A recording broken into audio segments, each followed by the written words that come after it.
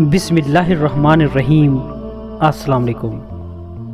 सैयदना इब्न मसूद रज़ी अल्लाह ताला अन्हु से मरवी है कि जब ग़ज़वा बदर हो चुका तो नबी सल्लल्लाहु अलैहि वसल्लम ने सहाबा रज़ी अल्लाह अन्हुम से पूछा कि इन कैदियों के बारे में तुम्हारी क्या राय है।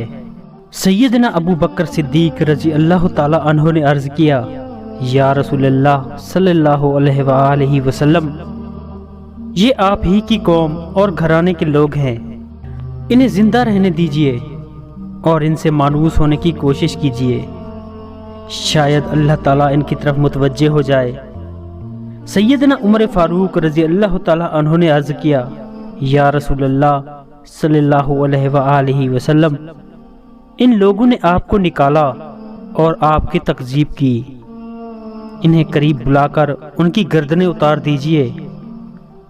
सैयदना अब्दुल्ला बिन रवाह रज़ी अल्लाह ताला अन्हु कहने लगे, या रसूलल्लाह, कोई ऐसी वादी तलाश कीजिए जहाँ लकड़ियाँ ज़्यादा हों, इन्हें इस वादी में दाखिल करके उन लकड़ियों को आग लगा दें।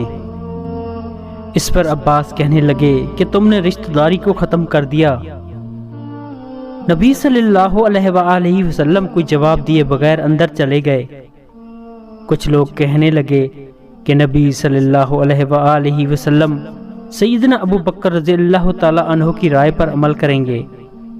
कुछ ने सैयदना उमर रज़ी अल्लाह ताला अन्हु और कुछ ने सैयदना अब्दुल्ला बिन रवाह रज़ी अल्लाह ताला अन्हु की राय को तरजीह दिए जाने की राय ज़ाहिर की। थोड़ी देर बाद नबी सल्लल्लाहु अलैहि वसल्लम बाहर तशरीफ़ लाए और फरमाया कि अल्लाह ताला अपने मामले में बाज़ लोगों के दिलों को नरम कर देता है, हत्ता कि वो दूध से भी ज़्यादा नरम हो जाते हैं, और बाज़ लोगों के दिलों को इतना सख्त कर देते हैं कि वो पत्थर से भी ज़्यादा सख्त हो जाते हैं।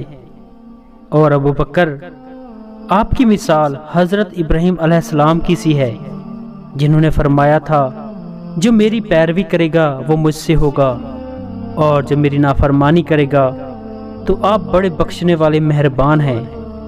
और अबू बकर, आपकी मिसाल हज़रत ईसा अलैहिस्सलाम की सी है, जिन्होंने फरमाया था, अगर आप इन्हें सज़ा दें तो ये आपके बंदे हैं, और अगर आप इन्हें माफ़ कर दें तो आप बड़े गालिब हिकमत वाले हैं। और उमर, तुम्हारी मिसाल हज़रत नूह अलैहिस्सलाम की सी है, जिन्होंने फरमाया था, परवरदिगार, ज़मीन पर काफिरों का कोई भी घर बाकी न छोड़। और उमर, तुम्हारी मिसाल हज़रत मूसा अलैहिस्सलाम की सी है, जिन्होंने दुआ की थी, परवरदिगार, इनके दिलों को सख्त कर दे ताकि ये ईमान ही ना ला सकें, यहाँ तक कि दर्दनाक अजाब को देख लें। तुम लोग ज़रूरतमंद हो और इनमें से कोई शख्स फिदिया या कत्ल के बगैर वापस नहीं जाएगा। सैयदना इब्न मसूद रज़ी अल्लाह ताला अन्हु कहते हैं कि मेरे मुंह से निकल गया, या रसूलल्लाह सल्लल्लाहु अलैहि वसल्लम, सिवाय सुहेल बिन बैज़ा के, क्योंकि मैंने उन्हें इस्लाम का तज़किरा करते हुए सुना है। इस पर नबी सल्लल्लाहु अलैहि वसल्लम खामोश हो गए।